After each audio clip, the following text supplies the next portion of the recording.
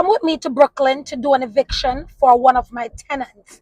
It's been over 2 years since I have her in court, trying to get some payments from her or trying to get back my apartment, and it's like never ending. So come with me. Let's see how this eviction process works in New York City. So look at the traffic. You see the traffic going to Brooklyn? That's the Belt Parkway that we're about to go on. So I'm about to enter the Belt Parkway. So guys, look at this. See that traffic that I'm gonna face? Yep. So I'm on my way to Brooklyn, going to do an eviction. So let's see. That traffic on the Bell Parkway is crazy. So I'm gonna take the conduit instead because this is my old stomping ground. So this is my stomping, not even old. This is my old current everything stomping ground. Look at the traffic. Doesn't matter where you go in the morning. It's gonna be a lot of traffic. Let's see the time. It's now 8:03, November 25th, 2025. Look at that traffic. Look at that traffic going to Brooklyn. So that's a Bell Parkway over there, and that is a conduit that I'm going to go on. So if though the conduit have less traffic, it's still going to be moving. So let's see. 8:03. I'm supposed to meet the Marshal at 9 o'clock. Let's go. This apartment is in Canarsie, so I'm about to get off at Rockaway Parkway. Off the belt. Traffic ease up, so that kind of good. Took me like approximately 16 minutes to get to the exit, but I still have to drive because it's in Canarsie. But I'm gonna stop and get me a cup of, see the exit 13 off the belt. I'm gonna stop and get me a cup of coffee before I head out. Okay, so before I head to the apartment. So just get exiting off the highway. Okay, so I'm about to pull up in this little shopping center across the street from the projects. This is not where the apartment is, but there's a Dunkin' Donuts here. No man, Dunkin' Donuts, I'm need for the better. Look, oh, there's something dirty. So Dunkin' Donuts, the one right as I come off the Bell Parkway, off Rockaway, underneath for the better. Underneath, forget somebody for washing the awning because I now make money. Underneath for the better. But anyway, I'm still gonna get my coffee. Yeah, I'm gonna get a coffee at Dunkin' Donuts. So I literally just pulled up at the apartment, waiting for the Marshal to come and the locksmith. So the Marshal cost is 141 and the locksmith cost is 150. So that's what I'm gonna do. So I'm gonna do another video to update you on how that goes. There's two kinds of eviction in New York, two ways that you could do the eviction in New York after the Marshal put the lock on it. So one, you have to wait like a month for the tenant to take out their stuff, and they get like one opportunity to take out their stuff within that month. If they don't come for the stuff, then you could throw it out.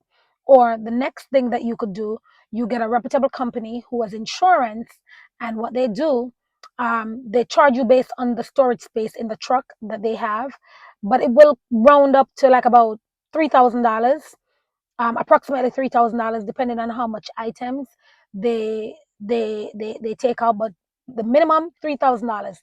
These companies have a special type of insurance. That means if the tenant say that anything is missing or anything is broken, then the company is liable and they store the thing for 1 month. And after a month, if the tenant don't come and get it, then what happens is that the storage company throws it out. Or the second thing is that I could keep they could keep their stuff in the apartment. I give them one opportunity to take it out, as I said before. And if they don't come get it within the month, I throw it out. So that's what's gonna that's how it is in New York. It's crazy. It's a sad process, and I would never want to do this. But after $47,500, come on now. So this girl lives in the apartment from the lease was from June 2018. She wasn't paying rent. Then COVID hits. In COVID, I got ERAP from her. She filled out ERAP, and I got $12,500 one time. And then she did ERAP again, and I got $9,500. And now she owes me $47,500. So can you imagine if I didn't get that money from ERAP? Like, you get what I'm saying? It's just crazy. And mind you, this girl works for the New York City New York State postal system. She worked for the post office. So it's not to say that oh, Judith, you got to find reputable tenants or whatever. We found reputable tenants. We vetted them, and her income was good to afford the apartment. Mind you, the apartment is only $1,500 a month. Now, when she comes out of this apartment, it's a one-bedroom condo. This is my starter condo. This is the first condo that I bought in Canarsie. Okay. Um, so this is this is the home that I started with. You understand? Like my friends could tell you, like we had so much fun in this apartment. It's a one-bedroom condo. Now, mind you, you have a one-bedroom condo in Canarsie. Nobody's bothering you for $1,500. It's a very nice unit with washer, dryer, good air condition and everything. And come on, you don't want to pay $1,500. So now, when I get you out, how much you think I'm gonna charge for that apartment? When I get you out of that apartment, I could easily get $2,200 for that apartment. Nobody is bothering you. Nobody comes there. Nobody cares what you want to do in there. And you don't want to listen. You think I'm going to leave from my house and come here to check up on a tenant to see how? No. The only time, if anything is wrong, which nothing is, because it's a condo, nothing is usually wrong. She never called me and say anything is wrong or whatever. I'll come because I'm that landlord. It's my stuff. It's my property. I don't want it damaged. So if you tell me that something is wrong, I'm going to come and fix it. One time the toilet was running. She didn't call me and tell me the toilet was running. She didn't call me because she owed me money, so she didn't call me. What she did, she got a plumber to come in. Now, when you're in a condominium, you cannot turn the water system off. The only way that I know that the toilet was running, because what she did, her plumber came into the condominium, shut down the entire water system for the whole unit. The tenants called me, and the other property owners called me and said, Judith, what's going on? Why you shut down the water for the whole unit? Now, you cannot do that. If you are shutting down the water for the whole unit, you have to give at least 48 hours notice so people can know what to do. Catch up water or do what you gotta do. You cannot go shut down the water. So she don't know these things. So because she owed me money and the toilet was running, she didn't want to call me. But I'm the kind of landlord, you can call me anytime. I don't care. I'll drop what I'm doing. I'll get to you. I'll make sure it fixed. So that was the only time. But nothing like, come on. You have a nice apartment. Nice apartment. And you don't want to pay your rent? I wouldn't even raise her rent. I'm going to be honest with you. If she was paying her rent, I'm doing my own thing. I want to raise her rent. I want to raise it. It's $1,500 from 2018 to 2025, and your rent never raised not even $1. I want to raise it. But now that you're leaving, how much you think I'm going to rent it for? Anybody who wants an apartment, it comes with washer, dryer, it comes with air conditioner, one bedroom, living room, kitchen, bathroom. The living room is so big you could make a dining room out of it, because when I used to live there, that's what I did. Like, come on. Like, this is just crazy. This is just ridiculous. Now you gotta find somewhere. Now you gotta find somewhere to live. So now you gotta find somewhere. You think you're gonna get nowhere for 1,005 in Brooklyn, in Canarsie, one bedroom? You let me see the place in Brooklyn, Canarsie. A nice, spacious one bedroom apartment in Canarsie, Brooklyn that's renting for 1,005. People don't think. They don't think. So let's see. I'm waiting for the marshal and the locksmith to come, and I'll keep you posted on the process. Okay? So right now, I'm just sipping on my Dunkin' Donuts coffee and just waiting patiently for the marshal to come. When they come, I'm going to show you exactly what's going down. So stay tuned.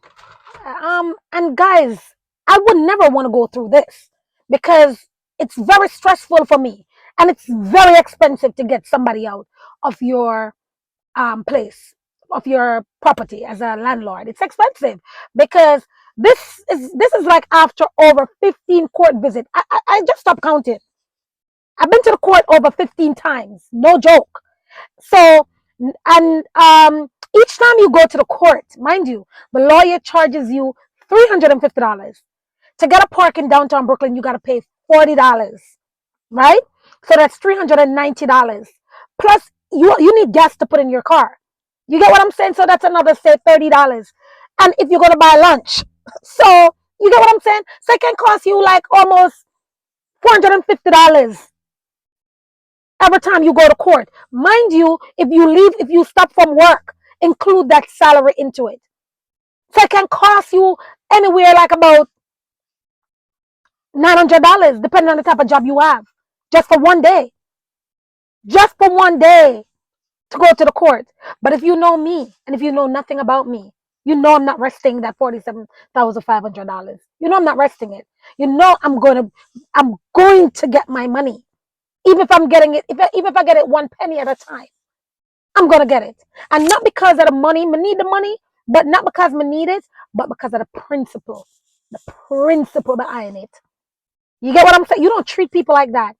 You don't treat people like that. And oh, I have some voicemails in my phone that our grandmother sent me telling me, we Jamaican come up here, we Jamaicans come America and go and like say we want change the rule. It's not so this is not how it is. This is not how it is. We can't put people out of apartment like that. Being rude.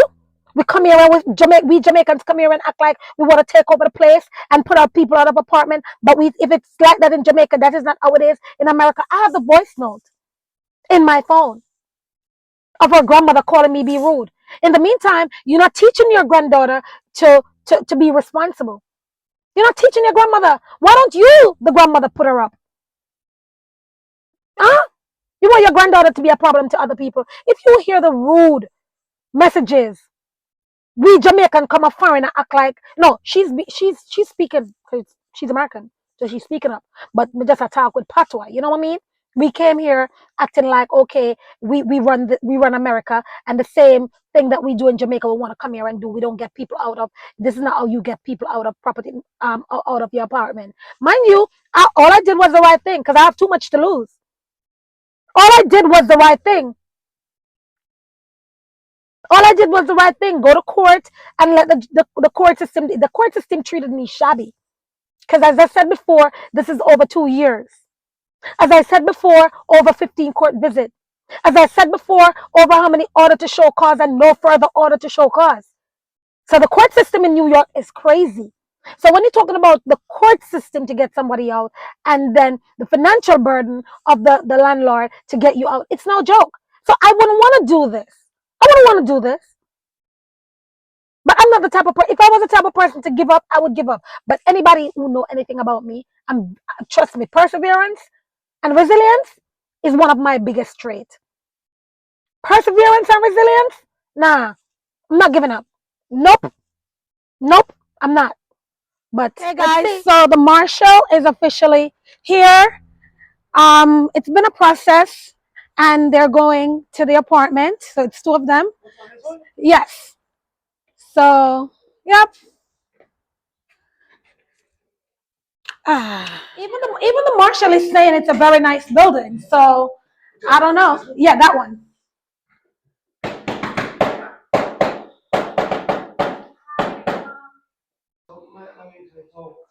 My job as a marshal, I just have to work everybody out, and I have to lock up this apartment. Okay, you have two options from this point forward. If you want more time to live and sleep in this apartment, you have the right to take my paper and go to court and speak to a judge. If the judge says yes, then you come back in, but if not, you have 30 days from today to contact, the student, and she will give you back your stuff. It's 30 days from today, that's the law. So unfortunately, you gotta do whatever super duper important right now, and unfortunately, I have to work everybody out. I have to lock up the apartment, and you have 30 days from today to contact Judith, and she will let you in to get your stuff anytime in the next 30 days. But like I said, also, if you do one more time, you do have the right to take my paper and go to court and speak to the judge. If the judge wants to give you more time, you literally come right back inside. It's up to the judge. Now? Yeah, you go to court right now. The name of the paper is called a post order to show cause. You go get a post order to show cause to the court, and if the judge says yes, you come back in. Obviously, the judge is the boss. And if the judge says no, obviously, then it goes back to the 30 days to go to get your stuff. Alright, so I gotta do some paperwork, I gotta work on the locks, take a couple of minutes, obviously, yeah, of course, your baby. No, of course, No, do your thing. I'm gonna work on the locks and work on my. That's what I just said. I'm gonna work on the locks, work on the paperwork. You get whatever gather up, stuff for you and baby. And then and then you can. I'll go over all the options again before we leave, whatever. All right. Don't worry. So if I take the paper down there, you can go right down the court. If the judge says you're allowed to come back in, then you has to ask the key to come directly back in. Judith has to get. Yes, she has the key. I do not have the key.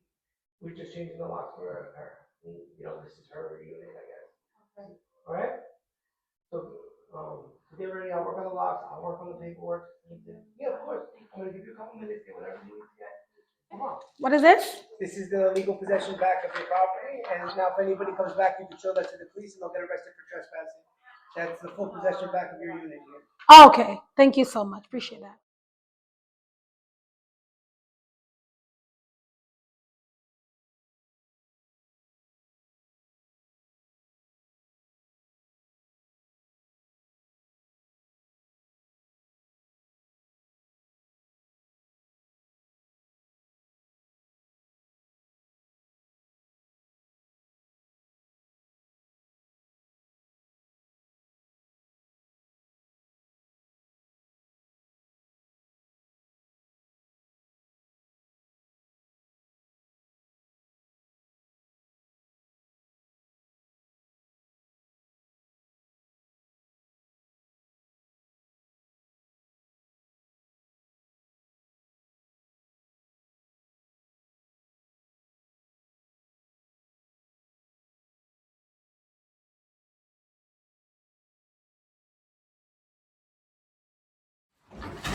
Asking for a friend. I'm just asking for a friend. Is this Abia?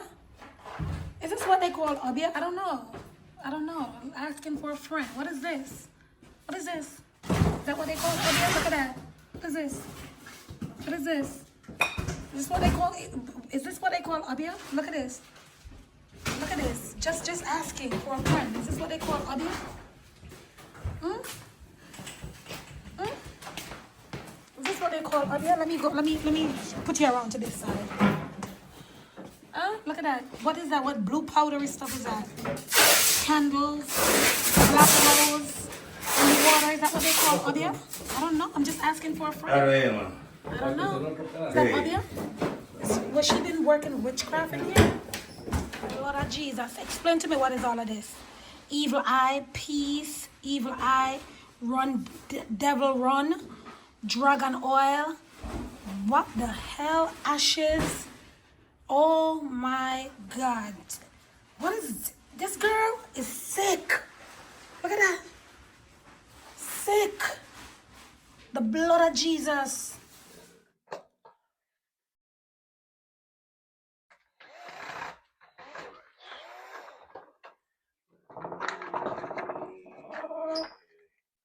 So the locksmith just put on new locks on the door from the Marshal's office.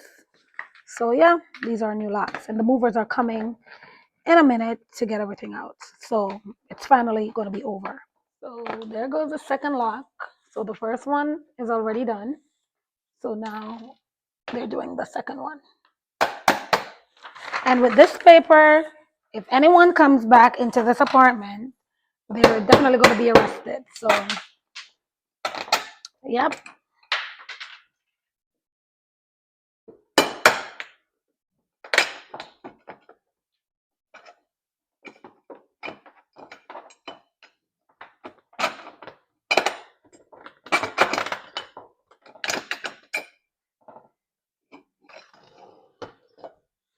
Thank you so much. I appreciate you. No problem. So now you just have to either safeguard their property for 30 days, but if you hire Aaron, then you have nothing to worry about.